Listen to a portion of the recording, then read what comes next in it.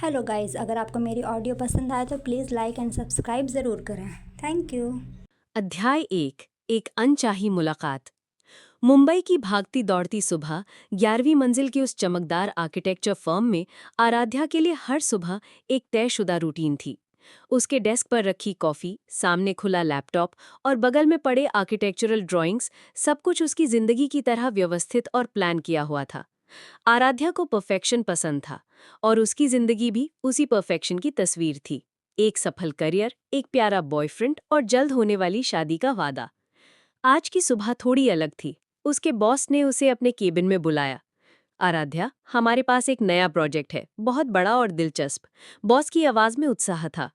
शिमला में एक पुरानी ऑब्जर्वेटरी को रेनोवेट करना है। क्लाइंट बहुत खास है और वे चाहते हैं कि तुम पर्सनली ये प्रोजेक्ट हैंडल करो।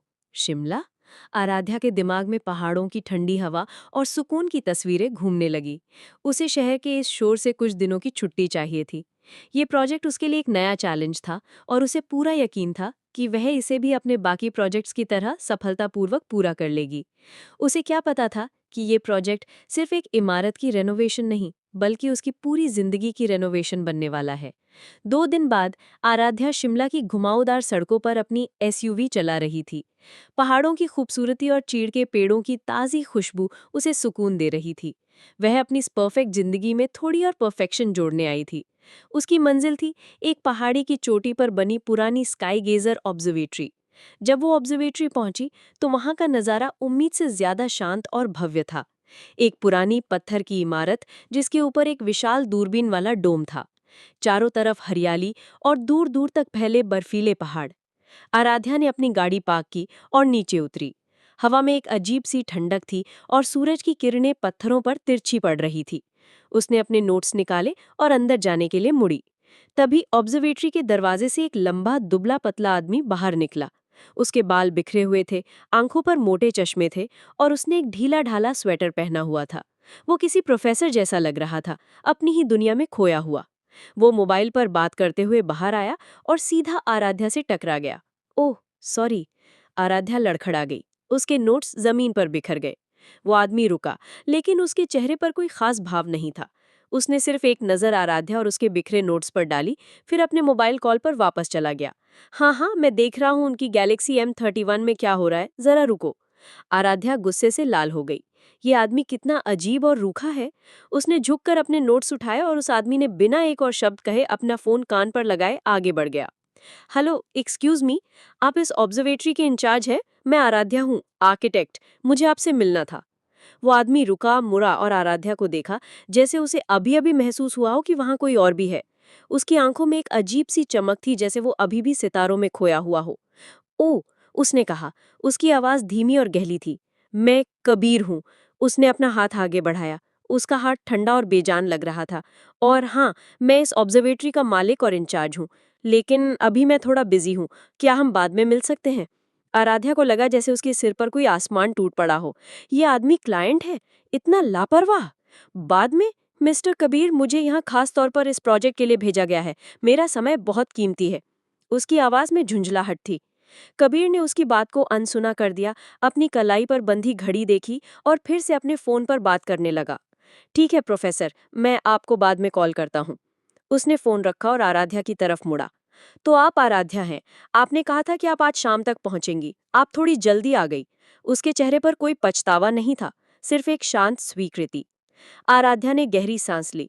उसकी परफेक्शन वाली जिंदगी में ये पहला ऐसा व्यक्ति था जो किसी भी प्लान या शिष्टाचार को अहमियत नहीं दे रहा था। अध्याय 2, सितारों का आमंत्रण। आराध्या के माथे पर चिंता की लकीरें थीं। कबीर नाम का ये क्लाइंट उसकी सारी परफेक्ट प्लानिंग पर पानी फेर रहा था।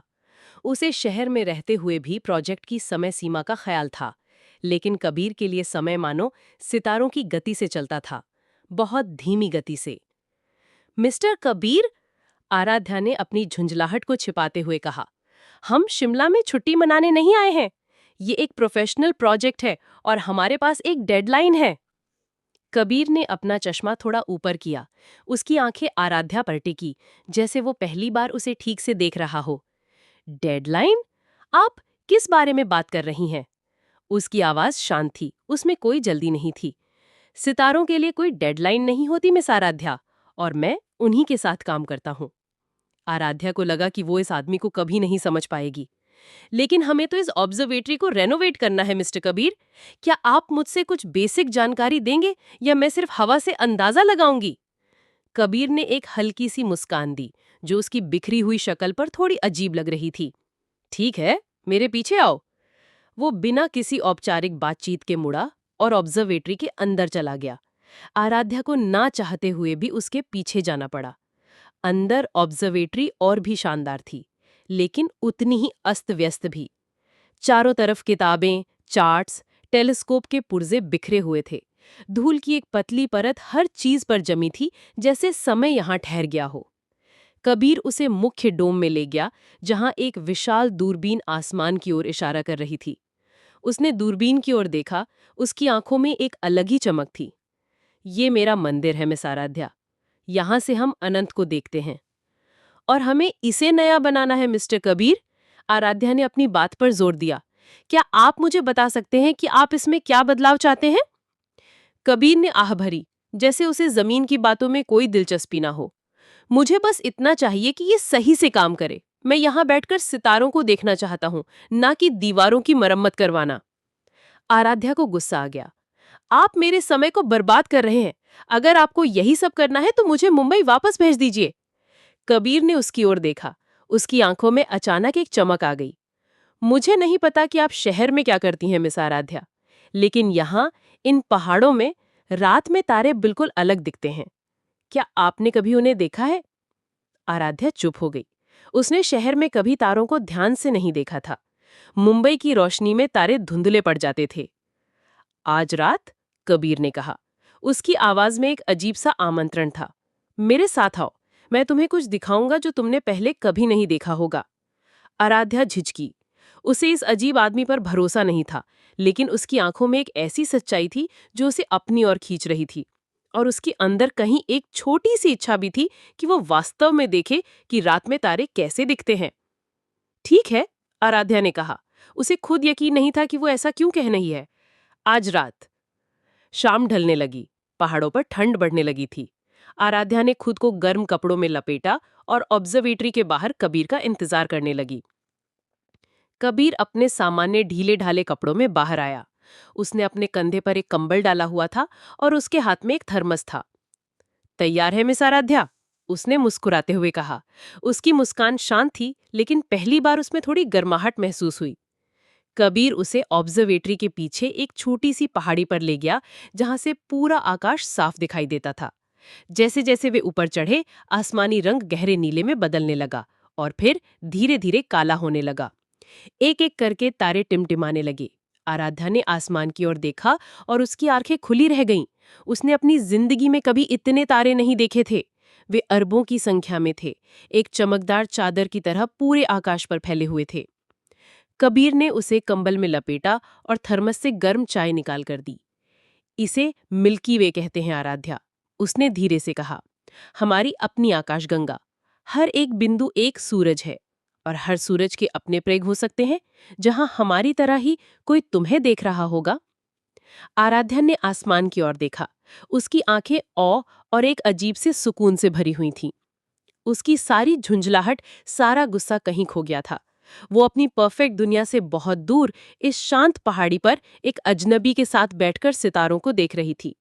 उसे लगा जैसे कबीर ने उसे सिर्फ सितारे नहीं दिखाए, बल्कि एक नई दुनिया के दरवाजे खोल दिए थे।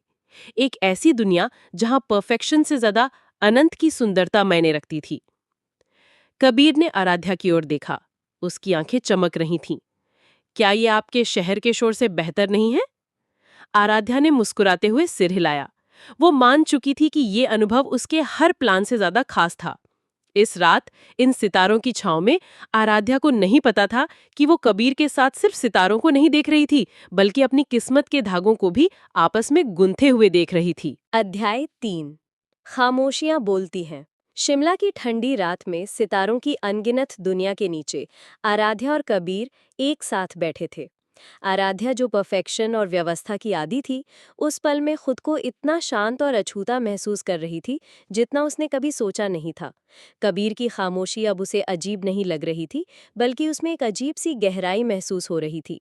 खामोशियां और गूंजती धुनें। सुबह जब आराध्या सोकर उठी तो उसके दिमाग में कल रात के तारे और कबीर की शांत आवाज गूंज रही थी। उसने महसूस किया कि उसका शहरी तनाव कुछ हद तक कम हो गया है। वो नाश्ता करके ऑब्जर्वेटरी पहुंची। कबीर पहले से ही अपनी किताबों और चार्ट्स में खोया हुआ था। उसने आराध्या को देखकर एक हल्का सा सिर हिलाया, मानो कल रात कुछ हुआ ही ना हो।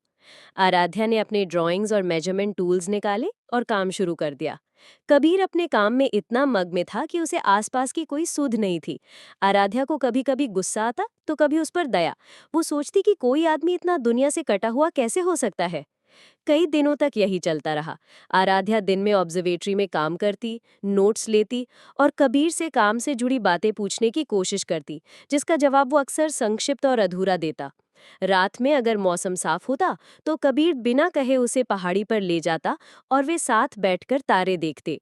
इन रातों में कोई खास बातचीत नहीं होती थी, लेकिन उनकी खामोशियां बहुत कुछ कहती थी। एक रात आसमान बादलों से ढका था, इसीलिए तारे नहीं दिख रहे थे। आराध्या ऑब्जर्वेटरी में ही बैठी थी, एक पुरानी किताब पलटने लगी। तभी उसने कबीर को देखा। वो अपने टेलीस्कोप के पास बैठा था और उसके हाथ में एक पुरानी वीणा थी। उसने धीरे से तारों को देखना बंद किया और वीणा के तारों को छेड़ा। एक मधुर उदास धुन कमरे में गूंज उठी। आराध्या हैरान रह गई। उसे नहीं पता था कि कबीर वीणा भी बजाता है। उसकी उंगलियां तारों पर इतनी सहजता से चल रही थी जैसे वे वीणा का ही हिस्सा हों। धुन में एक गहरा दर्द और अकेलापन था जो आराध्या के दिल को छू गया। उसे लगा जैसे वो कबीर की आत्मा को पहली बार सुन रही हो। उस धुन में उसकी सारी खामोशियां और अनकहे जज्बात थे। जब धुन खत्म हुई तो कबीर ने वीणा को नीचे रखा और आराध्या की ओर देखा। उसकी आंखों में एक अजीब सी भावना थी, जैसे उसने अनजाने में अपना कोई गहरा राज खोल दिया हो। आराध्या ने धीरे से कहा, ये बहुत सुंदर थी।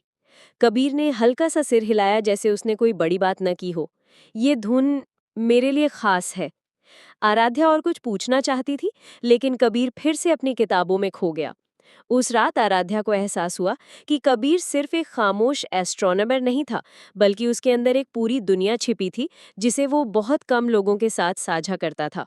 उसकी वीणा की धुन ने उनके बीच की दूरी को थोड़ा कम कर दिया था। अनजाने में जुड़ाव और सपनों का सिलसिला। एक दोपहर जब आराध्या ऑब्जर्वेटरी के पुराने रिकॉर्ड खंगाल रही थी तो उसे कबीर के पुराने प्रोजेक्ट से जुड़ी कुछ फाइलें मिली।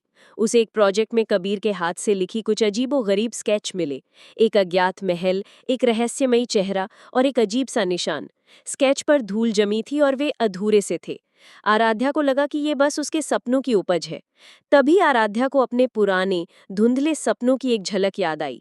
वो भी कभी कभी एक अजीब महल और एक पुराने जमाने की लड़की को अपने सपनों में देखती थी। उसे लगा कि ये सिर्फ एक इत्तेफाक है। उसने उन स्केचेस को देखा और फिर कबीर की ओर देखा। मिस्टर कबीर, ये क्या है?" उसने स्केच उसकी ओर बढ़ाए। कबीर ने स्केच को देखा और उसके चेहरे पर अचानक एक दर्द भरी अभिव्यक्ति आ गई। उसकी आंखों में एक गहरा दुख था जो आराध्या ने पहले कभी नहीं देखा था। उसने तुरंत स्केच आराध्या के हाथ से छीन लिए और उन्हें एक दराज में बंद कर दिया। "ये कुछ नहीं है," कबीर ने कहा। उसकी आवाज सख्त थी। "ये मेरा निजी मामला है, आप अपने काम पर ध्यान दें।" आराध्या को लगा जैसे उसने कोई सीमा लांघ दी हो। कबीर के चेहरे पर इतना दर्द देखकर उसे हैरानी हुई। उसे एहसास हुआ कि कबीर के अतीत में कुछ ऐसा है जो वो दुनिया से छिपा कर रखता है। उसके दिल में एक अजीब सी जिज्ञासा पनपी कि उसके और कबीर के उन अजीब सपनों का कोई संबंध था। क्या उन खामोश रातों में सितारों के नीचे वे सिर्फ दोस्त नहीं बन रहे थे, बल्कि एक गहरे अनजाने रिश्ते की ओर बढ़ रहे थे जिसके राज अभी खुलने बाकी थे। अध्याय 4।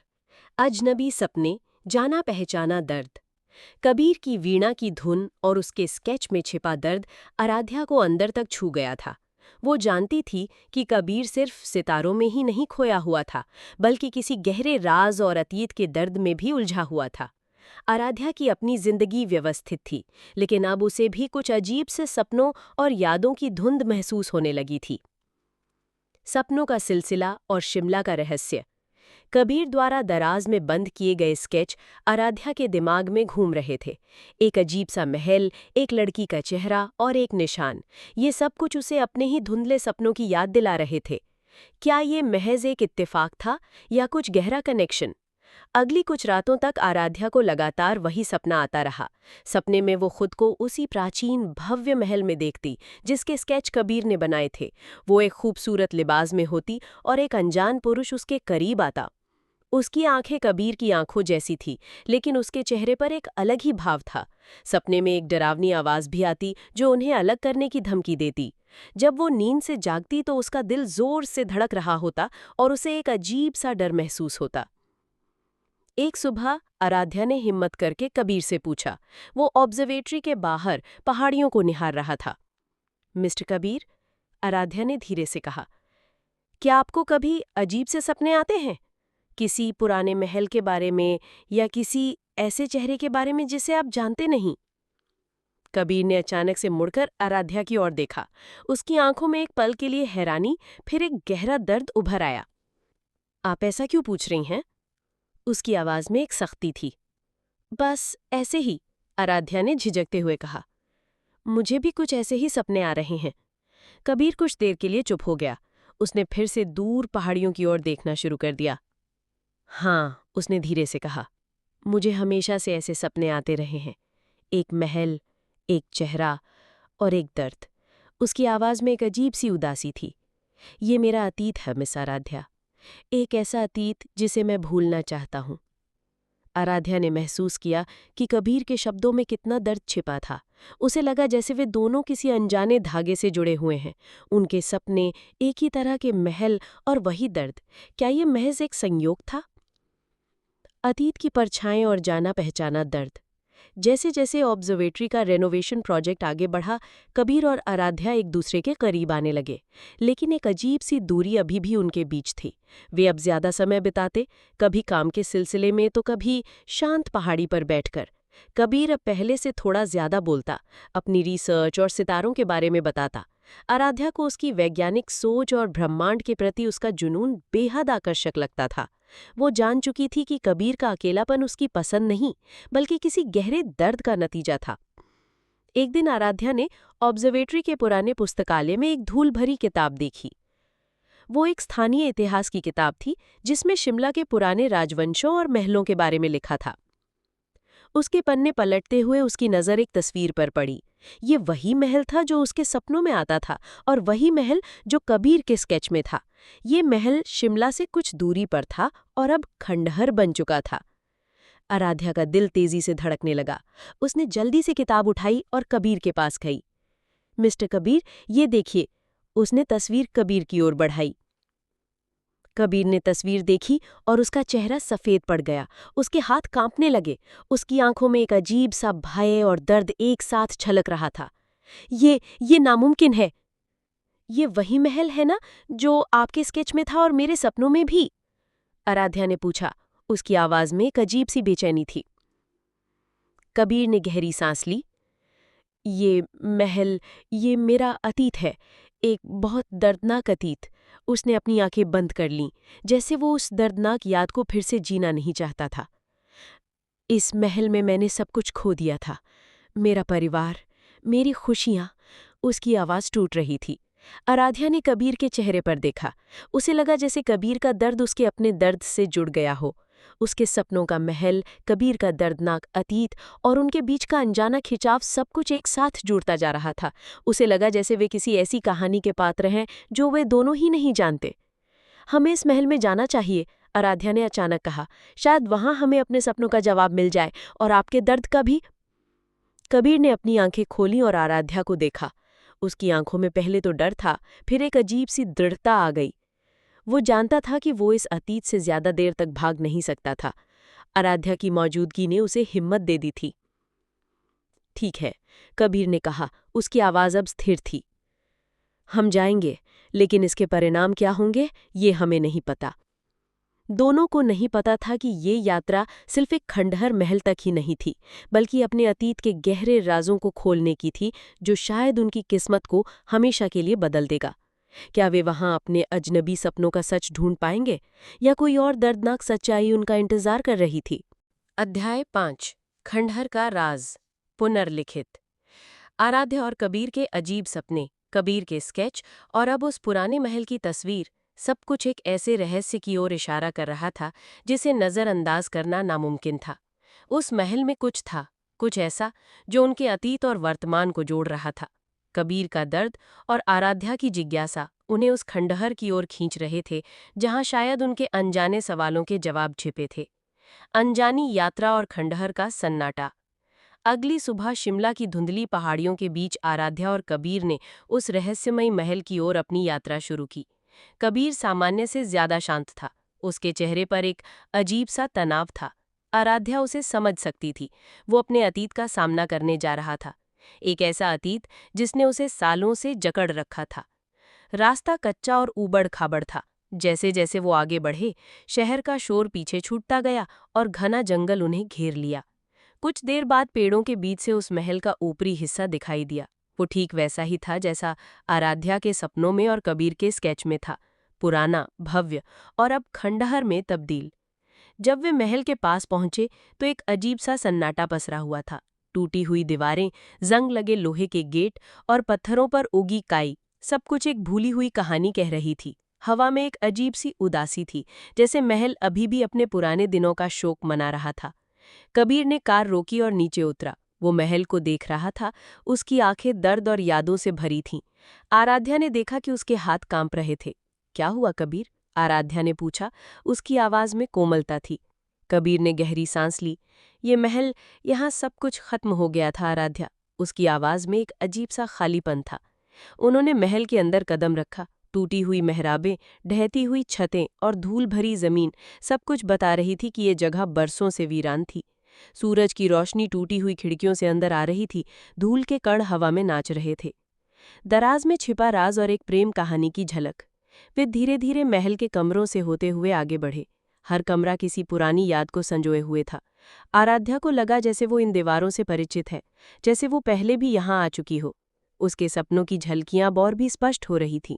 वे एक बड़े से हॉल में पहुंचे जो कभी शाही दरबार रहा होगा। हॉल के एक कोने में एक टूटी हुई अलमारी पड़ी थी। कबीर अचानक उस अलमारी की ओर बढ़ गया, जैसे उसे पता हो कि उसे वहां क्या मिलेगा। उसने अलमारी के एक पुराने दराज को खोलने की कोशिश की, लेकिन वो फंसा हुआ था। आराध्या ने मदद की। उन्होंने मिलकर जोर लगाया और दराज खुल गया। अंदर धूल और मकड़ी के जाले थे, लेकिन उनके बीच एक छोटी लकड़ी की पेटी रखी थी। कबीर ने सावधानी से पेटी उठाई। उसके हाथ कांप रहे थे। ये, कबीर ने फुसफुसाया, ये मेरे पिता की पेटी थी। कबीर ने पेटी खोली। अंदर कुछ पुराने पत्र थे, एक सूखा हुआ फूल और एक धुंधली पुरानी तस्वीर। तस्वीर में एक युवा शाही जोड़ा था, एक राजकुमार और एक राजकुमारी। उनकी आंखों में गहरा प्रेम झलकता था। आराध्या ने तस्वीर अपने हाथ में ली। उसके दिल की धड़कनें तेज हो गईं। वो राजकुमार कबीर से हूबहू मिलता था। वही आंखें, वही शांत भाव, और राजकुमारी, वो हूबहू आराध्या जैसी दिख रही थी। वही आंखें, वही चेहरा, वही मुस्कान। आराध्या सन्न रह गई। ये मैं हूँ? उसकी आवाज में अविश्वास था। कबीर ने आराध्या की ओर देखा। उसकी आंखों में सदमा था। ये राजकुमारी निशा थी, कबीर ने कहा। उसकी आवाज कांप रही थी। और ये राजकुमार, ये मैं था। हम दोनों थे। आराध्या का दिल एक धड़कन चूक गया। राजकुमारी निशा, वही नाम जो उसे अपने सपनों में सुनाई देता था। और कबीर, उसका राजकुमार। तभी कबीर ने पेटी से एक और चीज निकाली, एक धागे में बंधा हुआ लॉकेट। लॉकेट पर एक अजीब सा निशान बना हुआ था, वही निशान जो कबीर के स्केच में था और जो आराध्या को अपने सपनों में भी दिखता था। ये लॉकेट, ये निशा का था। और ये निशान, ये हमारे वंश का प्रतीक है। लेकिन ये परिवार सालों पहले एक भयानक श्राप के कारण खत्म हो गया था। कबीर ने अपने सिर पर हाथ रखा। उसकी आंखों में दर्द और भरम साफ दिख रहा था। मुझे लगा कि ये सब सिर्फ मेरे सपने हैं, मेरी कल्पना है, लेकिन ये सच है। आराध्या को एहसास हुआ कि वे सिर्फ एक खंडहर महल में नहीं थे, बल्कि एक प्राचीन रहस्य के केंद्र में थे। उसके सपने, कबीर का दर्द और ये पुरानी तस्वीर, सब कुछ एक बड़ी पहेली के टुकड़े थे।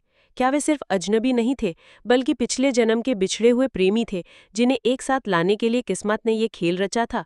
और वो श्राप क्या था जिसने कबीर के परिवार को तबाह कर दिया था?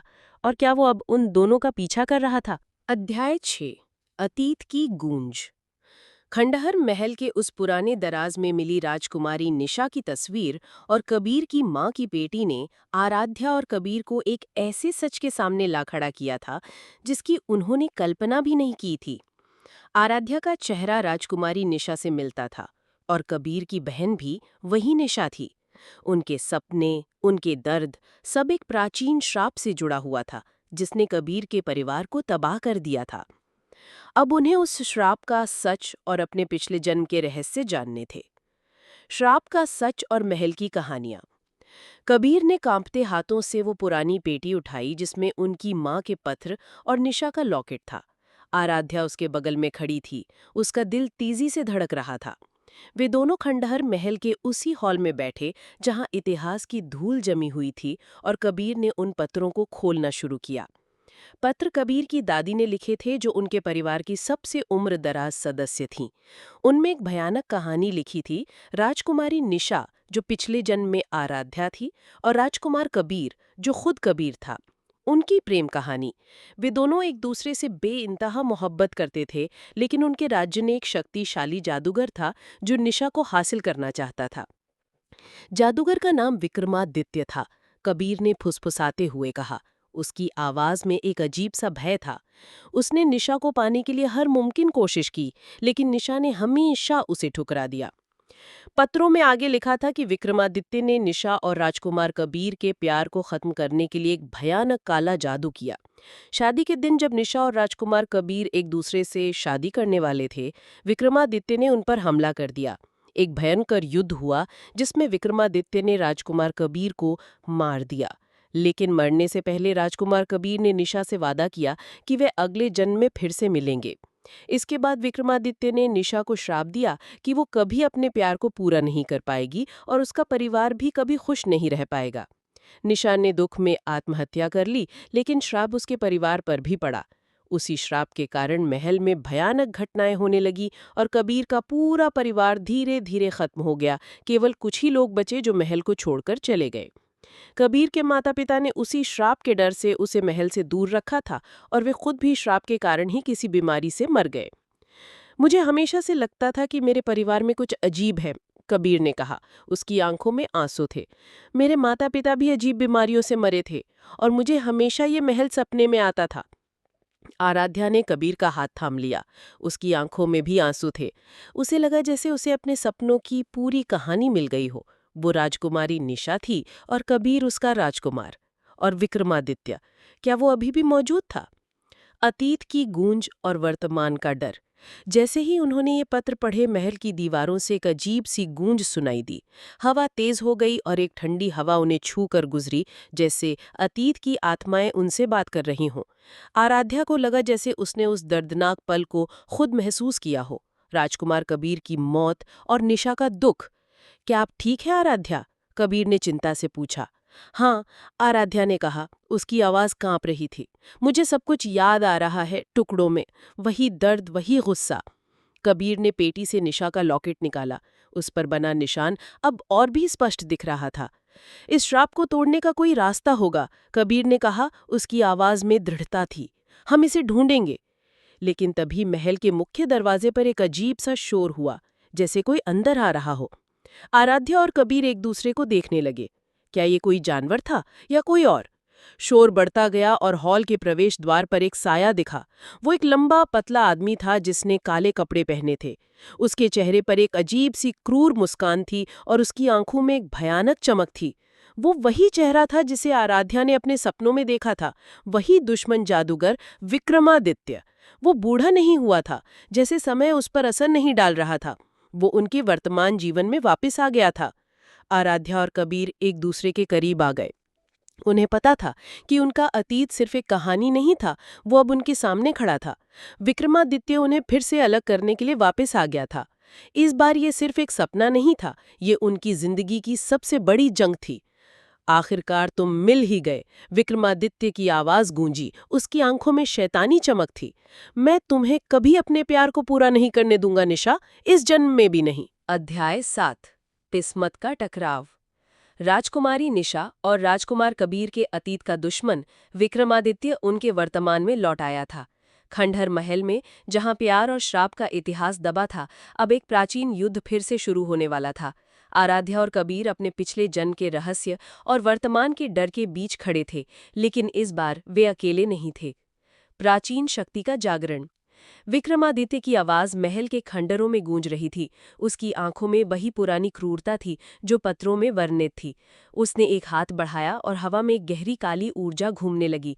आराध्या और कबीर को लगा जैसे उनके चारों तरफ की हवा ठंडी और भारी हो गई हो। तुम फिर मिल गई निशा, लेकिन तुम मुझसे भाग नहीं पाओगी, विक्रमादित्य ने कहा और उसकी उंगलियों से काली ऊर्जा के गोले निकलकर उनकी ओर बढ़ने लगे। कबीर ने तुरंत आराध्या को अपनी बाहों में खींचा और उन्हें बचाने के लिए एक टूटी हुई दीवार के पीछे कूद गया। ऊर्जा के गोले दीवार से टकराए और पत्थर चूर चूर हो गए। वो क्या है? आराध्या ने फुसफुसाते हुए कहा। उसकी आवाज डर से कांप रही थी। वही जादूगर विक्रमादित्य है, कबीर ने कहा। उसकी आंखों में दृढ़ता थी। मुझे लगा वो सिर्फ एक कहानी है। विक्रमादित्य उनके सामने आया। उसके चेहरे पर एक शैतानी मुस्कान थी। तुम भाग नहीं सकते राजकुमार कबीर। मैंने तुम्हें उस दिन भी खत्म किया था और आज भी करूंगा। उसने फिर से काली ऊर्जा का एक गोला फेंका। इस बार वो सीधा कबीर की ओर आ रहा था। आराध्या ने अपनी आंखें बंद कर ली, लेकिन तभी एक अजीब सी ऊर्जा उसके अंदर से निकलती महसूस हुई। उसके हाथों से एक चमकदार नीली रोशनी निकली और सीधे विक्रमादित्य की ऊर्जा गोले से टकरा गई। दोनों ऊर्जाएं टकराई और एक छोटा सा धमाका हुआ। विक्रमादित्य एक पल के लिए पीछे हटा। उसकी आंखों में हैरानी थी। क्या? ये कैसे हुआ? आराध्या भी उतनी ही हैरान थी। उसे पता नहीं था कि ये शक्ति कहाँ से आई थी। उसके शरीर में एक अजीब सी गर्मी महसूस हो रही थी। कबीर ने आराध्या की ओर देखा। आराध्या, तुम्हारे अंदर भी शक्ति है। विक्रमादित्य ने अपनी हंसी रोकी। तो निशा की शक्तियां जाग गई हैं। ये अच्छा है। अब इस खेल में और मजा आएगा। उसने अपनी काली ऊर्जा को और केंद्रित किया और महल की दीवारें कांपने लगी। शक्तियों का टकराव और किस्मत का संकेत। विक्रमादित्य ने महल के अंदरूनी हिस्सों से कुछ प्राचीन कंकालों को अपनी शक्ति से जगाया। वे कंकाल तेजी से उनकी ओर बढ़ने लगे। कबीर ने आराध्या का हाथ पकड़ा। हमें भागना होगा। वे महल के अंदरूनी हिस्सों से होते हुए भागने लगे। कबीर अपनी वैज्ञानिक बुद्धि से रास्ते ढूंढ रहा था, लेकिन विक्रमादित्य अपनी जादुई शक्ति से उनका रास्ता रोक रहा था। जब भी कोई कंकाल या काला जादू उनकी ओर आता, आराध्या के हाथों से नीली रोशनी निकलती और उन्हें बचा लेती। ये रोशनी उसके नियंत्रण में नहीं थी। ये अपने आप निकल रही थी, जैसे उसकी आत्मा उसे बचाने की कोशिश कर रही है। महल के एक पुराने कमरे में वे फंस गए। विक्रमादित्य सामने खड़ा था। उसके हाथों में काली ऊर्जा अब एक तेज तलवार का रूप ले चुकी थी। अब तुम्हारा अंत है राजकुमार कबीर, और तुम निशा मेरे ही हो। विक्रमादित्य ने दहाड़ते हुए तलवार उठाई। तभी कबीर के हाथ में मौजूद निशा के लॉकेट से एक तेज चमक निकली। लॉकेट हवा में उठा और घूमने लगा। लॉकेट से निकलती रोशनी कबीर और आराध्या के शरीर में समाने लगी। कबीर को महसूस हुआ कि उसके अंदर एक नई शक्ति जाग रही है। उसके दिमाग में पिछले जन्म की सारी यादें तेजी से दौड़ने लगी। राजकुमार कबीर की तलवारबाजी, उसकी बहादुरी और निशा के प्रति उसका अटूट प्रेम। उसने अपने हाथों को उठाया और उसके चारों ओर एक सुनहरी चमक फैल गई। कबीर ने अपना हाथ बढ़ाया और उसके हाथों से सुनहरी ऊर्जा निकलकर विक्रमादित्य की ओर बढ़ी। दोनों की शक्तियां हवा में टकराई, जिससे पूरा महल हिल गया। विक्रमादित्य एक पल के लिए पीछे हटा। उसके चेहरे पर दर्द था। ये तो वही पुरानी शक्ति है। तुमने उसे फिर जगा दिया। कबीर ने आराध्या का हाथ थामा। मुझे याद है आराध्या, सब याद है। हम इसे हरा सकते हैं। उसकी आंखों में एक नई चमक थी, जिसमें राजकुमार कबीर की बहादुरी साफ दिख रही थी। ये सिर्फ शक्तियों का टकराव नहीं था, ये किस्मत का टकराव था। पिछला जन्म, वर्तमान और भविष्य सब एक ही बिंदु पर आकर मिल रहे थे। वे जानते थे कि यह सिर्फ शुरुआत है। उन्हें उस श्राप को तोड़ना होगा और विक्रमादित्य को हमेशा के लिए खत्म करना होगा, ताकि वे इस जन्म में अपने प्यार को पूरा कर सके। अध्याय 8, प्राचीन रहस्य और गुरु का आगमन। खंडहर महल में विक्रमादित्य के साथ हुए टकराव ने आराध्या और कबीर की शक्तियों को जगा दिया था। उन्हें अब अपने पिछले जन्म की यादें आनी शुरू हो गई थीं और वे जानते थे कि विक्रमादित्य उन्हें फिर से अलग करने के लिए वापस आ गया है। इस प्राचीन दुश्मन से लड़ने के लिए उन्हें न सिर्फ अपनी शक्तियों को समझना होगा, बल्कि उस श्राप को तोड़ने का रास्ता भी ढूंढना होगा। जान बचाकर पलायन और शक्ति का भ्रम। कबीर की सुनहरी ऊर्जा और आराध्या की नीली चमक ने विक्रमादित्य को कुछ पल के लिए पीछे हटने पर मजबूर कर दिया था। ये उनके लिए एक सुनहरा अवसर था। चलो, कबीर ने आराध्या का हाथ कसकर पकड़ा। उसकी आंखों में अब राजकुमार कबीर की दृढ़ता और बहादुरी साफ झलक रही थी। वे दोनों महल के टूटे फूटे रास्तों से तेजी से भागे। विक्रमादित्य उनके पीछे था। उसकी आवाज महल में गूंज रही थी। तुम भाग नहीं सकते। ये श्राप तुम्हें कहीं जाने नहीं देगा। जैसे ही वे महल से बाहर निकले, शिमला के ठंडे मौसम में भी उनके पसीने छूट रहे थे। वे एक घने जंगल की ओर भागे जहां पेड़ों की घनी छांव उन्हें कुछ देर के लिए छिपा सकती थी। कबीर को अपने पिछले जन्म की यादें आनी शुरू हो गई थीं, वो रास्ता जो महल से एक गुप्त गुफा की ओर जाता था जहां उनके परिवार के प्राचीन रहस्य छिपे थे। वे दौड़ते रहे जब तक कि उन्हें जंगल के बीच में एक पुरानी पत्थरों से ढकी हुई गुफा का मुंह नहीं दिखा। कबीर ने बिना सोचे समझे आराध्या को अंदर खींच लिया। गुफा के अंदर अंधेरा और नम था। कबीर ने अपनी जेब से मोबाइल निकाला और फ्लैशलाइट ऑन कर ली। गुफा की दीवारों पर अजीबो-गरीब चित्र बने हुए थे, पुराने सिंबल, तारे और कुछ अज्ञात आकृतियां। आराध्या हाँफ रही थी, उसकी नीली चमक अभी भी उसके हाथों में हल्की हल्की दिख रही थी। कबीर, ये सब क्या है? मेरे अंदर ये शक्ति कहाँ से आई? कबीर ने उसे अपनी ओर खींचा और सहारा दिया। मुझे याद आ रहा है आराध्या, पिछले जन्म में भी हमारे पास शक्तियां थीं। मैं तलवारबाजी में माहिर था और तुम प्रकृति की शक्तियों को नियंत्रित कर सकती थीं। शायद तुम्हारी नीली चमक उसी का अंश है। उन्हें नहीं पता था कि इन शक्तियों को कैसे इस्तेमाल करना है, और न ही उन्हें समझ आ रहा था कि विक्रमादित्य इतना ताकतवर कैसे हो गया था। उनके पास कोई गुरु या मार्गदर्शक नहीं था जो उन्हें इस प्राचीन जादू और श्राप के बारे में बता सके। प्राचीन गुरु की खोज और एक संकेत। कबीर को याद आया कि उसकी दादी के पत्रों में एक पुराने ऋषि का जिक्र था जो उनके वंश को श्राप से बचाने की कोशिश करते थे। वो ऋषि पहाड़ों में कहीं गहरे छिपे थे। कबीर को लगा कि वो एकमात्र व्यक्ति हो सकते हैं जो उन्हें इस श्राप से निकलने का रास्ता बता सकते हैं। हमें उस ऋषि को खोजना होगा, कबीर ने कहा। उसकी आंखों में एक नई उम्मीद थी। दादी के पत्रों में उनका जिक्र था। वो हमें इस श्राप से तोड़ने का रास्ता बता सकते हैं। आराध्या ने सिर हिलाया। लेकिन हम उन्हें कहाँ ढूंढेंगे? ये जंगल बहुत बड़ा है। तभी कबीर की नजर गुफा की दीवार पर बने एक चित्र पर पड़ी। चित्र में एक व्यक्ति ध्यान मुद्रा में बैठा था और उसके चारों ओर सितारे बने हुए थे, ठीक वैसे ही जैसे कबीर अपनी ऑब्जर्वेटरी में देखता था। चित्र के नीचे एक प्राचीन भाषा में कुछ लिखा था जिसे कबीर पढ़ नहीं पा रहा था, लेकिन उसे महसूस हो रहा था कि ये कोई दिशा है। कबीर ने अपना एस्ट्रोनॉमी का ज्ञान इस्तेमाल किया। उसने चित्रों में बने तारों के पैटर्न को पहचाना। ये एक नक्षत्रों का नक्शा था जो किसी खास समय और दिशा की ओर इशारा कर रहा था। ये एक नक्शा है, कबीर ने फुसफुसाया। ये हमें उस ऋषि तक ले जाएगा। ये वही रास्ता है जो मेरे पूर्वजों ने भी अपनाया होगा। आराध्या ने कबीर की आंखों में देखा। उसे लगा कि भले ही उनके जीवन में कितना भी बड़ा खतरा क्यों ना हो, जब तक वे एक साथ हैं वे हर मुश्किल का सामना कर सकते हैं। ठीक है, आराध्या ने कहा, तो हम किसका इंतजार कर रहे हैं? वे दोनों गुफा से बाहर निकले। बाहर अब रात घिराई थी और तारे चमक रहे थे। कबीर ने तारों के पैटर्न को देखा और चित्र में बने नक्शे से मिलाने लगा। उन्हें पता था कि उनका सफर आसान नहीं होगा। विक्रमादित्य उनका पीछा कर रहा होगा और उन्हें अपनी शक्तियों को समझना होगा। लेकिन उनके पास अब एक उम्मीद थी, उस प्राचीन ऋषि को खोजना जो उन्हें श्राप से आज़ादी दिला सकता और उनके प्यार को हमेशा के लिए बचा सकता था। ये सिर्फ एक गुरु की तलाश नहीं थी, ये उनके प्रेम के लिए एक नए युद्ध की तैयारी थी। अध्याय 9, अग्नि परीक्षा और नए रहस्य।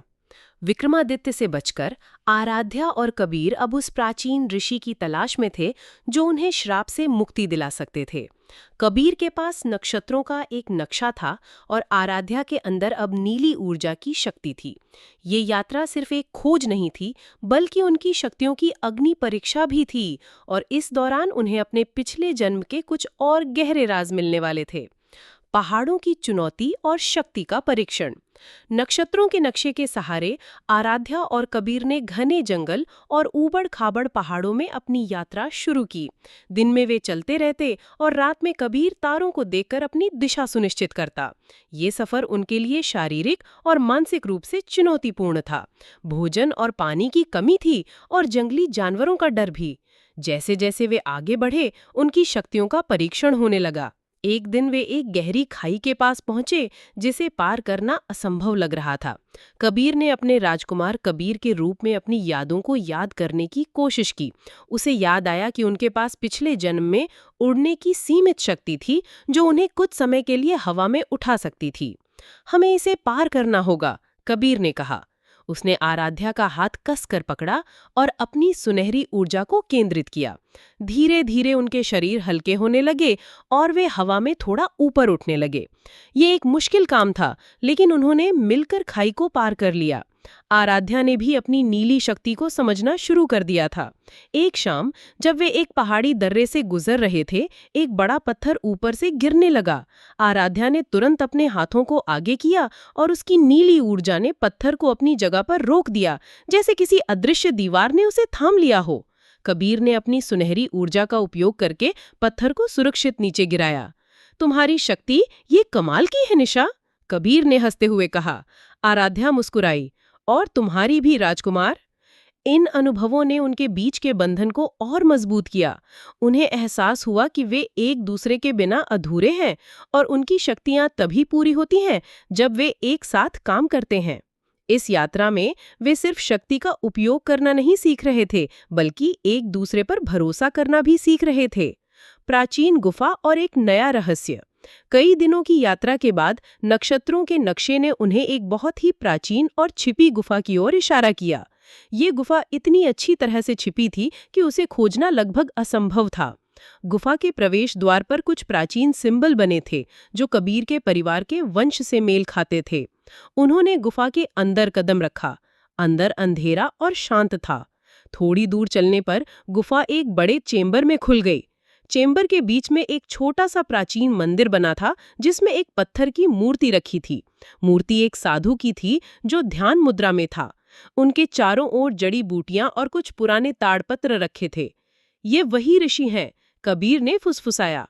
वही जिनकी मेरी दादी के पत्रों में बात की गई थी। तभी मंदिर के पास एक पुरानी चट्टान पर कुछ और प्राचीन चित्र खुदे हुए थे। ये चित्र उनके पिछले जन्म के दृश्यों को दर्शाते थे। राजकुमार कबीर और निशा का प्यार, विक्रमादित्य का हमला और राजकुमार कबीर की मौत। लेकिन एक चित्र ऐसा था जो पत्रों में नहीं लिखा था। इस चित्र में विक्रमादित्य राजकुमार कबीर को मारने के बाद निशा के लॉकेट से कुछ ले रहा था। लॉकेट से निकलती हुई एक छोटी चमकदार आत्मा विक्रमादित्य के अंदर समा रही थी और विक्रमादित्य के चेहरे पर एक अजीब सी चमक थी जो पहले नहीं थी। ये क्या है? आराध्या ने कहा। उसकी आवाज में अविश्वास था। विक्रमादित्य ने निशा को नहीं मारा था, उसने कुछ और लिया था। कबीर ने चित्र को ध्यान से देखा। ये आत्मा का अंश है। विक्रमादित्य ने निशा के लॉकेट से हमारी पवित्र आत्मा का एक अंश चुरा लिया था। शायद यही उसे अमर और इतना शक्तिशाली बनाता है। उन्हें एहसास हुआ कि श्राप सिर्फ उन्हें अलग रखने का नहीं था, बल्कि विक्रमादित्य ने उनकी अमरता या शक्ति का एक महत्वपूर्ण हिस्सा चुरा लिया था। और उस श्राप को तोड़ने के लिए उन्हें सिर्फ विक्रमादित्य को हराना ही नहीं था, बल्कि उस आत्मा के अंश को वापस भी पाना था। ये रहस्य और भी गहरा था जितना उन्होंने सोचा था। उनके पास अब एक नया मिशन था जो उनकी जिंदगी और उनके प्यार से कहीं बड़ा था। अध्याय 10 ऋषि का ज्ञान और आत्मा का मार्ग। खंडहर महल से भागकर और रास्ते में अपनी शक्तियों का परीक्षण करते हुए आराध्या और कबीर ने एक प्राचीन गुफा में शरण ली। वहां उन्हें एक और भयानक रहस्य मिला। विक्रमादित्य ने राजकुमारी निशा के लॉकेट से उनकी पवित्र आत्मा का एक अंश चुरा लिया था। अब उनके सामने सिर्फ विक्रमादित्य को हराने की चुनौती नहीं थी, बल्कि अपनी आत्मा के उस हिस्से को वापस पाने और श्राप को हमेशा के लिए तोड़ने का रास्ता खोजना था। उनकी उम्मीद की किरण थे उस गुफा में मिले प्राचीन ऋषि का जागरण और प्राचीन ज्ञान। जब आराध्या और कबीर ने गुफा के मंदिर में पत्थर की मूर्ति को देखा तो अचानक मूर्ति में एक हल्की चमक आई। मूर्ति की आंखें धीरे धीरे खुली और एक गहरी शांत आवाज गूंजी। स्वागत है राजकुमार कबीर और राजकुमारी निशा। मुझे पता था तुम आओगे। आराध्या और कबीर हैरान रह गए। ऋषि सदियों से उस ध्यान मुद्रा में थे, जैसे वे उनके आने का ही इंतजार कर रहे हों। गुरुदेव, कबीर ने घुटनों के बल बैठकर प्रणाम किया। उसे अपने पिछले जन्म की यादें और तेज होने लगी थीं। उठो मेरे बच्चों, ऋषि ने कहा। उनकी आवाज में ब्रह्मांड का ज्ञान समाया हुआ था। तुम दोनों ने एक लंबा सफर तय किया है अपने अतीत को समझने के लिए। आराध्या ने ऋषि को प्रणाम किया। गुरुदेव, हमें इस श्राप से मुक्ति पाने का रास्ता चाहिए। विक्रमादित्य ने मेरी आत्मा का एक अंश चुरा लिया है। ऋषि ने गहरी सांस ली। हाँ निशा, विक्रमादित्य ने तुम्हारी आत्मा के उस अंश को चुरा लिया है जिसमें तुम्हारी असीम शक्ति और अमरता छिपी है। उसी शक्ति से वो सदियों से जीवित और ताकतवर बना हुआ है। लेकिन उसे वापस कैसे पाएंगे? कबीर ने पूछा। ऋषि ने अपनी आंखें बंद की और फिर खोली। उस अंश को वापस पाने का एक ही रास्ता है। तुम्हें प्राचीन नक्षत्र दर्पण को खोजना होगा। वो दर्पण उस शक्ति को विक्रमादित्य के शरीर से बाहर निकाल सकता है। नक्षत्र दर्पण और आत्मा का मार्ग। प्राचीन नक्षत्र दर्पण? आराध्या ने पूछा। वो कहाँ मिलेगा? वो दर्पण इस दुनिया में नहीं है। वो अमृत लोक में छिपा है, जो सितारों के बीच एक रहस्यमयी आयाम है। उसे पाने के लिए तुम्हें अपने भीतर की शक्तियों को पूरी तरह से जगाना होगा और नक्षत्र मार्ग पर चलना होगा। ऋषि ने उन्हें बताया कि नक्षत्र मार्ग पर चलना कोई आसान काम नहीं था। उसमें कई बाधाएं थीं, जहां उन्हें अपनी शक्तियों का उपयोग करके अपनी आत्मा की परीक्षा देनी होगी। पहला कदम है अपनी एस्ट्रल प्रोजेक्शन की शक्ति को जगाना।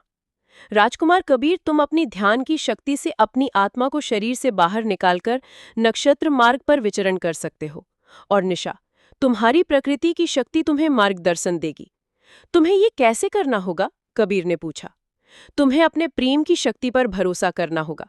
तुम्हारा प्रेम ही तुम्हारी सबसे बड़ी शक्ति है। ये तुम्हें नक्षत्र मार्ग पर एक दूसरे से जोड़े रखेगा। जब तुम दोनों की आत्माएं एक साथ मिलेंगी, तभी तुम नक्षत्र दर्पण को देख पाओगे। ऋषि ने उन्हें कुछ प्राचीन मंत्र और ध्यान की तकनीकें सिखाईं, जिनसे वे अपनी एस्ट्रल प्रोजेक्शन की शक्ति को जगा सकते थे।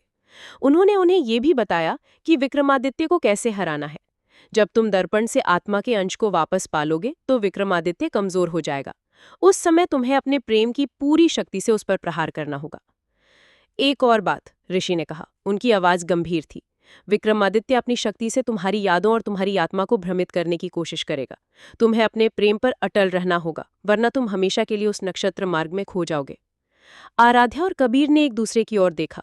उनके सामने एक बहुत बड़ी चुनौती थी। उन्हें सिर्फ विक्रमादित्य से नहीं लड़ना था, बल्कि अपनी आत्मा के उन पहलुओं से भी लड़ना था जिनसे वे अनजान थे। लेकिन उन्हें पता था कि वे ये सब एक साथ करेंगे। ऋषि ने उन्हें आशीर्वाद दिया, तुम्हारा प्रेम ही तुम्हारा मार्गदर्शक होगा। जाओ मेरे बच्चों, और अपने प्रेम को पूरा करो। आराध्या और कबीर ने उस गुफा से बाहर निकलने का रास्ता ढूंढा।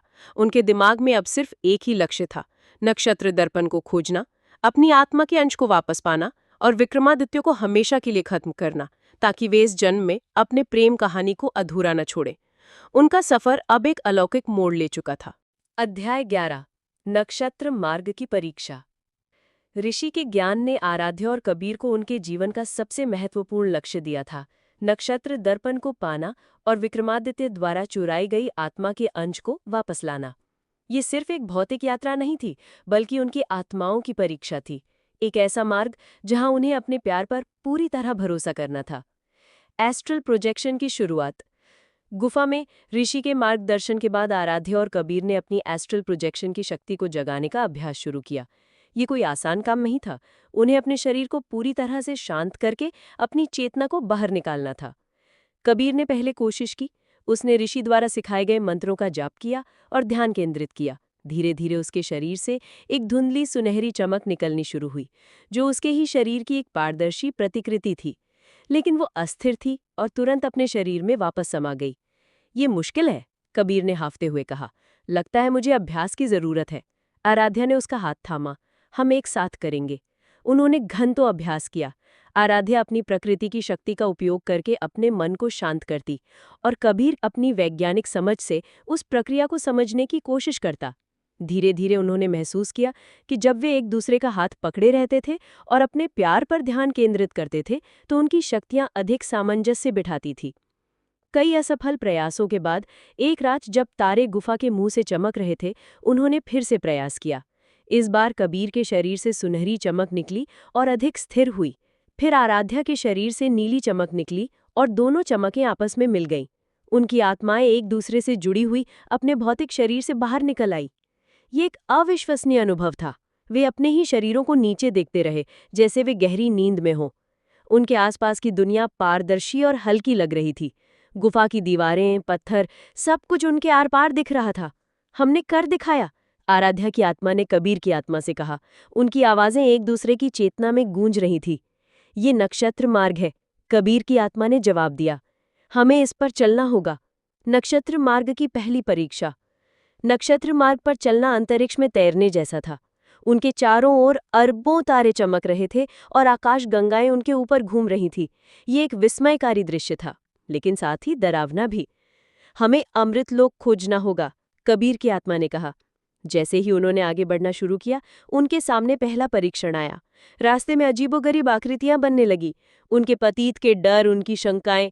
कबीर के सामने उसके माता पिता की दर्दनाक मौत का दृश्य आया और आराध्या के सामने उसकी व्यवस्थित जीवन के बिखरने का डर। विक्रमादित्य की आवाज उनके कानों में गूंजने लगी। तुम कमजोर हो, तुम अपने पति से भाग नहीं सकते, ये प्यार सिर्फ एक भ्रम है। आराध्या की आत्मा डरने लगी, उसकी नीली चमक अस्थिर होने लगी। कबीर की आत्मा ने तुरंत उसका हाथ कस कर पकड़ा। डरो मत आराध्या, ये सिर्फ एक भ्रम है, विक्रमादित्य हमें कमजोर करना चाहता है। कबीर ने अपनी सुनहरी शक्ति का उपयोग करके अपने माता पिता की याद को स्वीकार किया, ना कि उससे भागा। हाँ, मुझे दर्द हुआ था, लेकिन अब मैं अकेला नहीं हूं, मेरे पास आराध्या है। आराध्या ने कबीर पर ध्यान केंद्रित किया। उसने अपनी नीली शक्ति का उपयोग करके अपने डर को शांत किया और विक्रमादित्य की आवाज को अनसुना कर दिया। उसने कबीर के हाथ को और कसकर पकड़ा। हम साथ हैं, हम इससे भी निकल जाएंगे। उनकी एकजुटता ने उन डरावनी आकृतियों को दूर कर दिया। नक्षत्र मार्ग पर उनकी आत्माएं और मजबूत होकर आगे बढ़ने लगी। ये उनकी पहली परीक्षा थी जिसमें वे सफल रहे थे। उन्हें एहसास हुआ कि इस मार्ग पर उनका सबसे बड़ा हथियार कोई जादुई शक्ति नहीं, बल्कि एक दूसरे के प्रति उनका अटूट प्यार और विश्वास था। लेकिन ये सिर्फ शुरुआत थी। नक्षत्र मार्ग पर कई और परीक्षाएं उनका इंतजार कर रही थी और उन्हें नहीं पता था कि अमृत लोक तक पहुंचने में उन्हें किन किन बाधाओं का सामना करना पड़ेगा। अध्याय 12 भ्रम और यथार्थ। नक्षत्र मार्ग पर उनकी पहली परीक्षा में पास होने के बाद आराध्या और कबीर अब अपनी आत्मा की शक्ति और एक दूसरे के प्रति प्रेम पर और भी ज्यादा भरोसा करने लगे थे। लेकिन ये सिर्फ शुरुआत थी। अमृत लोक तक पहुंचने के लिए उन्हें और भी गहरी मानसिक और भावनात्मक चुनौतियों का सामना करना था, जहां भ्रम और यथार्थ के बीच की रेखा धुंधली होने वाली थी। भ्रमों का जाल। जैसे ही वे नक्षत्र मार्ग पर आगे बढ़े, उनके सामने एक चमकदार घूमता हुआ पोर्टल आया। जैसे ही उन्होंने उसके अंदर कदम रखा, उनके चारों ओर की दुनिया बदल गई। वे अब सितारों के बीच में नहीं थे, बल्कि अपने अतीत के सबसे गहरे डर और इच्छाओं से बनी दुनिया में फंस गए थे। कबीर ने खुद को अपनी ऑब्जर्वेटरी में पाया, लेकिन ये वैसी नहीं थी जैसी वो छोड़कर आया था। ये पूरी तरह से ठीक थी, आधुनिक उपकरणों से लैस थी और उसके सभी सपने पूरे हो चुके थे। उसके माता पिता जिंदा थे और उसके साथ बैठे हंस रहे थे। ये वो परफेक्ट जिंदगी थी जिसका उसने कभी सपना देखा था। तभी एक आवाज गूंजी, ये तुम्हारी दुनिया है कबीर, यहाँ कोई खतरा नहीं, कोई दर्द नहीं। निशा कहाँ है? उसे छोड़ दो, वो सिर्फ तुम्हें दुख देगी। ये आवाज विक्रमादित्य की थी, जो उसे भ्रमित कर रहा था। कबीर इस भ्रम में खोने लगा था। उसे अपने माता पिता के चेहरे पर दिख रही खुशी पसंद आ रही थी। वो अपनी पिछली जिंदगी के दर्द को भूलने लगा था। उधर आराध्या खुद को मुंबई में अपने लग्जरी अपार्टमेंट में पाई। उसका बॉयफ्रेंड उसके सामने शादी के लिए घुटनों पर बैठा था। उसके पास एक शानदार जॉब थी और उसकी जिंदगी पूरी तरह से नियंत्रित और प्लान की हुई थी। ये वो परफेक्ट जिंदगी थी जो वो हमेशा से चाहती थी। विक्रमादित्य की आवाज उसके कानों में आई, ये तुम्हारी वास्तविक दुनिया है आराध्या। कबीर सिर्फ एक भ्रम है, एक पुराना अतीत। उसे भूल जाओ और अपनी परफेक्ट जिंदगी जियो।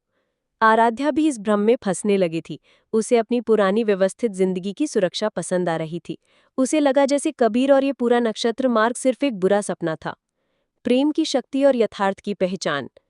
कबीर भ्रम में गहराई से डूब रहा था। उसके माता पिता उसे अपने साथ रखने के लिए बुला रहे थे, लेकिन तभी उसे आराध्या के हाथ का स्पर्श महसूस हुआ। ये एक हल्की लेकिन ठोस संवेदना थी, जो उसे अपने भौतिक शरीर से नहीं बल्कि अपनी आत्मा से आ रही थी। उसे याद आया कि आराध्या ही उसकी असली खुशी थी, न कि ये भ्रम। कबीर ने अपने माता पिता के भ्रम को अनदेखा किया और आराध्या का हाथ कसकर पकड़ लिया। ये सच नहीं है, उसने विक्रमादित्य की आवाज को चुनौती दी। मेरे माता पिता अब मेरे साथ नहीं है और मेरा प्यार आराध्या है। ठीक वैसे ही आराध्या भी अपने भ्रम में खोई हुई थी। उसका बॉयफ्रेंड उसे शादी के लिए मनाने की कोशिश कर रहा था, लेकिन तभी उसे कबीर की वीणा की धुन याद आई। वो उदास लेकिन प्यारी धुन जो उसने कबीर के अंदर के दर्द और प्यार को महसूस किया था। उसे याद आया कि कबीर के साथ उसकी जिंदगी भले ही परफेक्ट न हो, लेकिन उसमें सच्चा प्यार और एक गहरा जुड़ाव था। आराध्या ने अपने बॉयफ्रेंड के भ्रम को अनदेखा किया और कबीर का हाथ कसकर पकड़ लिया। ये मेरी जिंदगी नहीं है, मेरा प्यार कबीर है। जैसे ही उन्होंने एक दूसरे पर ध्यान केंद्रित किया और अपने भ्रमों को नकार दिया, विक्रमादित्य के बनाए हुए भ्रम टूटने लगे। परफेक्ट ऑब्जर्वेटरी और लग्जरी अपार्टमेंट बिखरने लगे और वे फिर से नक्षत्र मार्ग पर वापस आ गए, जहां उनके चारों ओर तारे चमक रहे थे। विक्रमादित्य की आवाज गुस्से में गूंजी, तुमने मेरा भ्रम तोड़ दिया, लेकिन यह सिर्फ शुरुआत है। मैं तुम्हें कभी अमृत लोक तक नहीं पहुंचने दूंगा। आराध्या और कबीर एक दूसरे के बगल में खड़े थे, हाँप रहे थे। ये उनकी सबसे कठिन इमोशनल परीक्षा थी। उन्हें एहसास हुआ कि विक्रमादित्य उनकी शारीरिक शक्ति को ही नहीं, बल्कि उनकी मानसिक और भावनात्मक शक्ति को भी कमजोर करना चाहता था। लेकिन उनके प्यार ने उन्हें उस जाल से बाहर निकाल दिया था। अब उन्हें पता था कि अमृतलोक तक का रास्ता और भी चुनौतियों से भरा होगा, जहां विक्रमादित्य उन्हें रोकने के लिए कुछ भी कर सकता था। लेकिन इस बार वे अपनी शक्ति और एक दूसरे के प्रति अपने अटूट प्रेम पर पूरी तरह से भरोसा करने लगे थे। अध्याय 13 आत्मा की शक्ति का प्रयोग। भ्रम के जाल से बाहर निकलने के बाद आराध्या और कबीर ने खुद को नक्षत्र मार्ग पर और भी मजबूत पाया। उन्हें पता था कि विक्रमादित्य उन्हें रोकने के लिए नई तरकीबें आजमाएगा, लेकिन उनका प्रेम अब उनकी सबसे बड़ी शक्ति बन चुका था। अब उन्हें अपनी जागृत क्षमताओं का पूरी तरह से उपयोग करना सीखना था, ताकि वे अमृत लोक तक पहुंच सकें और अपने दुश्मनों का सामना कर सकें। शक्तियों का सामंजस्य और प्रशिक्षण। नक्षत्र मार्ग पर आगे बढ़ते हुए कबीर और आराध्या ने अपनी आत्मा की शक्तियों को समझना और उन्हें नियंत्रित करना शुरू कर दिया। कबीर, जो अपने पिछले जन्म में राजकुमार कबीर था, अब अपनी सुनहरी ऊर्जा को और सटीकता से इस्तेमाल कर पा रहा था। वो उसे ढाल बनाने, छोटी ऊर्जा तरंगे फेंकने और यहाँ तक कि अस्थायी पुल बनाने के लिए भी उपयोग कर सकता था। उसके वैज्ञानिक दिमाग ने उसे अपनी ऊर्जा के पैटर्न को समझने में मदद की। आराध्या राजकुमारी निशा के रूप में प्रकृति की शक्तियों के साथ अपनी नई पहचान बना रही थी। उसकी नीली ऊर्जा अब अधिक जीवंत थी और वह उससे नक्षत्र मार्ग के सूक्ष्म तत्वों को महसूस कर सकती थी। वह हवा के पैटर्न को बदल सकती थी, अदृश्य बाधाओं को दूर कर सकती थी और यहाँ तक कि अपनी ऊर्जा से छोटे छोटे प्रकाशपुंज बना सकती थी, जो उन्हें अंधेरे रास्तों में मार्गदर्शन करते थे। दोनों ने एक दूसरे की मदद की। कबीर आराध्या को अपनी शक्ति को केंद्रित करने के लिए मानसिक रूप से शांत रहने में मदद करता और आराध्या कबीर को अपनी ऊर्जा को प्रकृति के साथ और अधिक सामंजस्य बिठाने के लिए प्रेरित करती। जब वे एक दूसरे का हाथ थामते तो उनकी शक्तियां मिलकर और भी शक्तिशाली हो जातीं। एक चमकदार बैंगनी आभा उनके चारों ओर फैल जाती। विक्रमादित्य का अगला हमला और शक्ति का प्रयोग। जैसे ही वो अमृतलोक के करीब पहुंच रहे थे, नक्षत्र मार्ग और भी चुनौतीपूर्ण होता गया। तभी विक्रमादित्य ने अपना अगला और भी शक्तिशाली हमला किया। एक विशाल काला भंवर उनके सामने प्रकट हुआ। वो भंवर उनके अंदर के सबसे गहरे डर और शंकाओं को बाहर निकालने लगा, जिससे उनकी ऊर्जा कमजोर पड़ने लगी। भंवर से भयानक आवाजें निकल रही थीं, जो उन्हें एक दूसरे से दूर जाने के लिए उकसा रही थीं। तुम कभी अमृतलोक तक नहीं पहुंचोगे। विक्रमादित्य की आवाज उस भंवर से गूंजी। तुम कमजोर हो, तुम्हारा प्यार एक भ्रम है। कबीर ने महसूस किया कि उसकी सुनहरी ऊर्जा भंवर की नकारात्मक शक्तियों से प्रभावित हो रही थी। वो अपनी शक्ति को बनाए रखने के लिए संघर्ष कर रहा था। आराध्या को भी अपनी नीली ऊर्जा को केंद्रित करने में मुश्किल हो रही थी, क्योंकि भंवर उसके मन को परेशान कर रहा था। हमें एक साथ हमला करना होगा, कबीर ने कहा, अपनी बची हुई ऊर्जा को केंद्रित करते हुए। अपनी सारी शक्ति का उपयोग करवा आराध्या। आराध्या ने अपनी आंखें बंद की और कबीर के प्रति अपने प्रेम पर ध्यान केंद्रित किया। उसने महसूस किया कि उसका प्रेम ही उसकी सबसे बड़ी शक्ति है, जो सभी नकारात्मकता को पार कर सकती है। उसने अपनी नीली ऊर्जा को अपने भीतर से बाहर निकलने दिया, उसे शुद्ध प्रेम से भर दिया। कबीर ने भी अपनी आंखें बंद कीं और आराध्या के साथ अपने संबंध को महसूस किया। उसकी सुनहरी ऊर्जा और भी चमकने लगी, क्योंकि वह अब सिर्फ उसकी व्यक्तिगत शक्ति नहीं, बल्कि उनके संयुक्त प्रेम की अभिव्यक्ति थी। उन्होंने एक दूसरे का हाथ कसकर पकड़ा और उनकी संयुक्त ऊर्जा, एक चमकदार शक्तिशाली बैंगनी किरण, उस विशाल काले भंवर की ओर बढ़ी। बैंगनी किरण भंवर से टकलाई और एक भयानक युद्ध शुरू हो गया। भंवर चीखने लगा, उसकी काली शक्ति कमजोर पड़ने लगी। धीरे धीरे बैंगनी किरण ने भंवर को पूरी तरह से निगल लिया। काला भंवर सिकुड़ने लगा, उसकी आवाजें शांत हो गईं और वह अंततः पूरी तरह से गायब हो गया, जैसे उसका कभी अस्तित्व ही न रहा हो। आराध्या और कबीर हाँप रहे थे, लेकिन उनके चेहरे पर एक जीत की मुस्कान थी। उन्होंने अपनी आत्मा की शक्ति का उपयोग करके विक्रमादित्य के सबसे खतरनाक हमलों में से एक को हरा दिया था। उन्हें एहसास हुआ कि जब उनका प्रेम एक होता है तो कोई भी शक्ति उन्हें रोक नहीं सकती।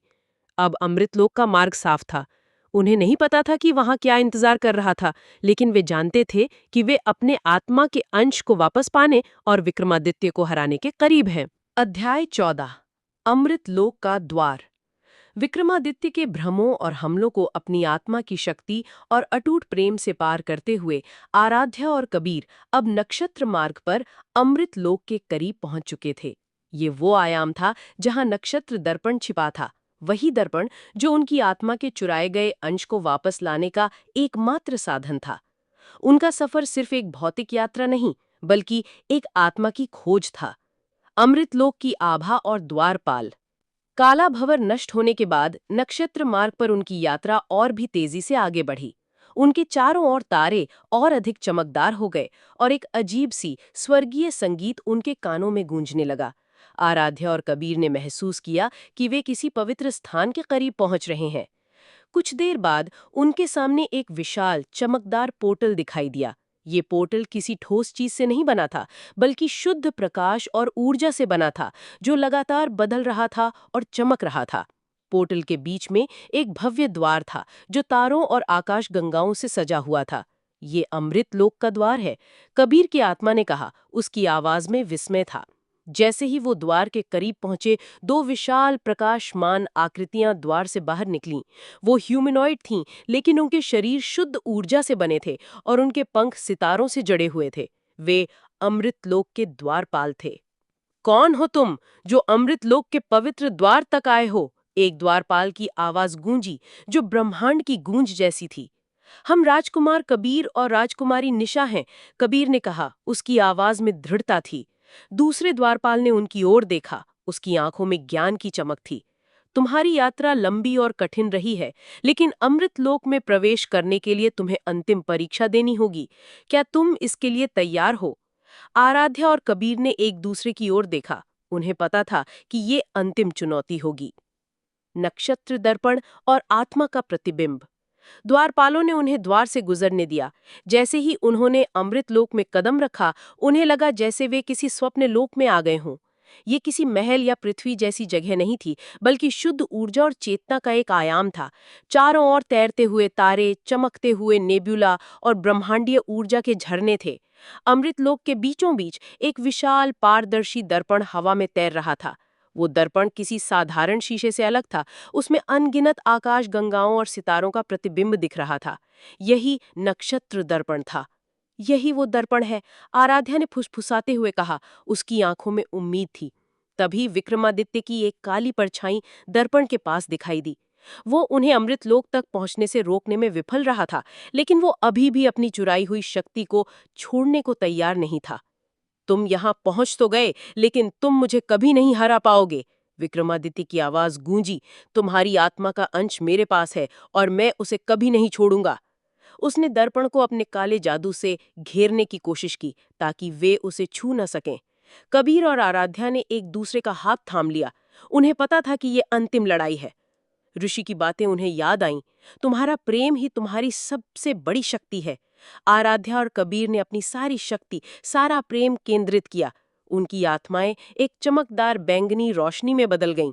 उन्होंने एक साथ दर्पण की ओर बढ़ना शुरू किया। विक्रमादित्य ने काली ऊर्जा के गोले फेंके, लेकिन बैंगनी रोशनी ने उन्हें भेद दिया।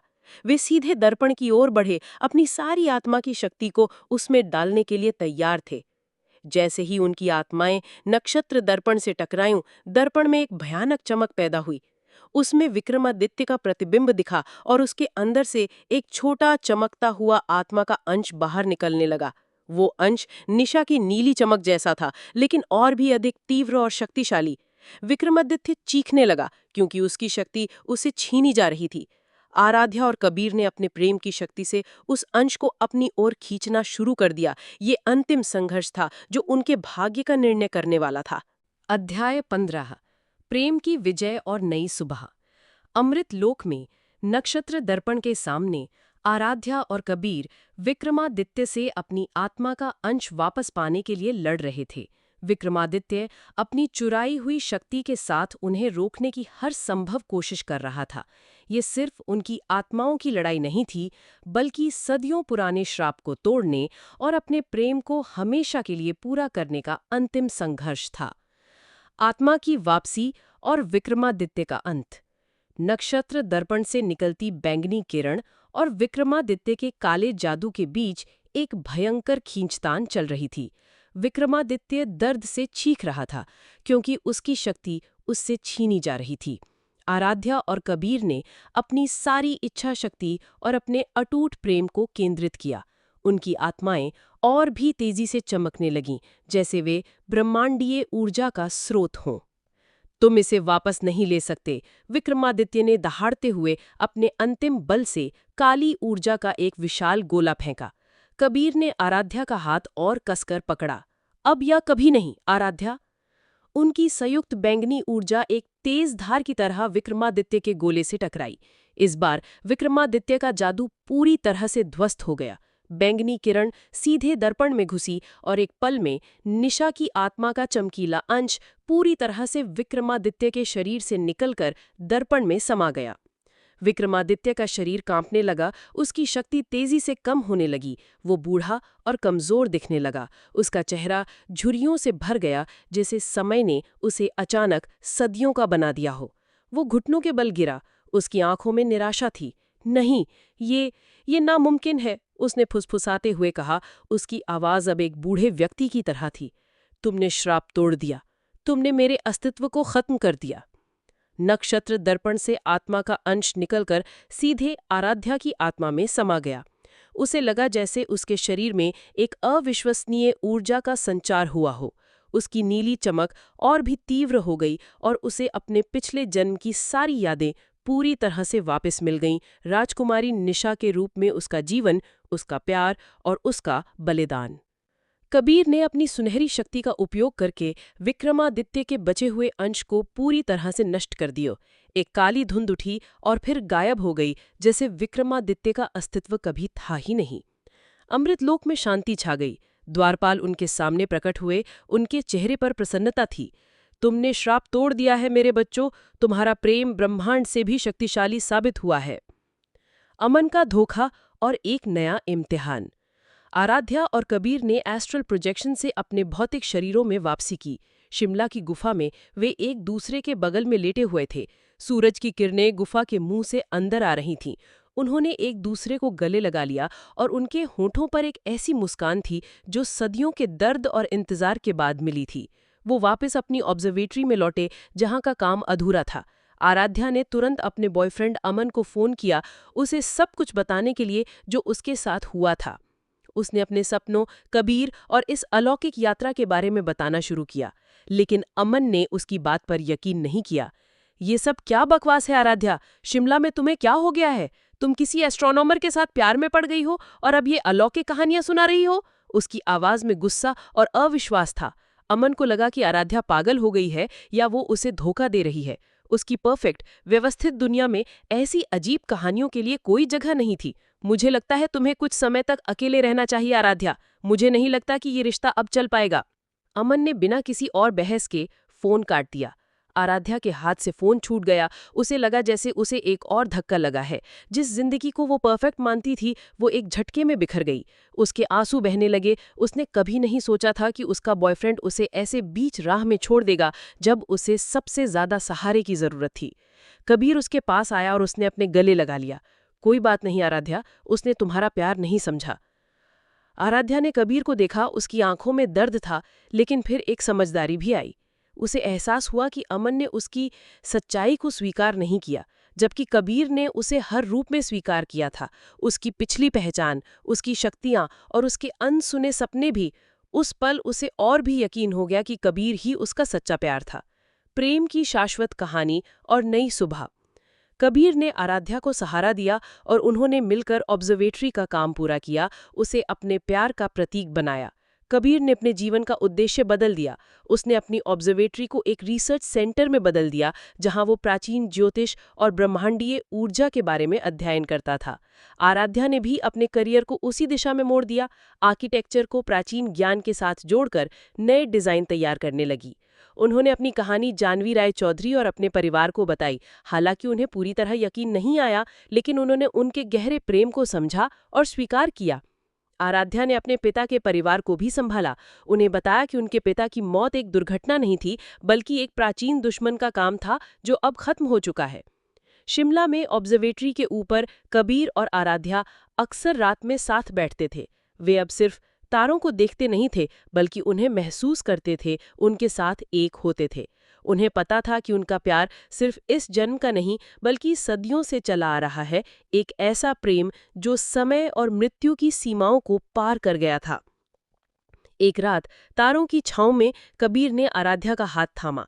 मैंने कभी सोचा नहीं था कि मेरे जीवन में प्यार आएगा, आराध्या, और अब मुझे पता है कि हमारा प्यार सितारों से भी ज्यादा शाश्वत है। आराध्या ने मुस्कुराते हुए उसके कंधे पर सिर रखा। हम एक दूसरे के लिए बने हैं कबीर, हर जन्म में, हर सितारे की छांव में। उनकी कहानी अब सिर्फ एक रहस्यमयी प्रेम कहानी नहीं थी, बल्कि एक ऐसी मिसाल थी जो बताती थी कि सच्चा प्यार किसी भी श्राप, किसी भी दुश्मन और किसी भी बाधा को पार कर सकता है। सितारों की छांव में उनकी नई सुबह थी, जहां प्रेम की विजय हुई थी और उनकी कहानी अनंत ब्रह्मांड की तरह हमेशा के लिए अमर हो गई थी।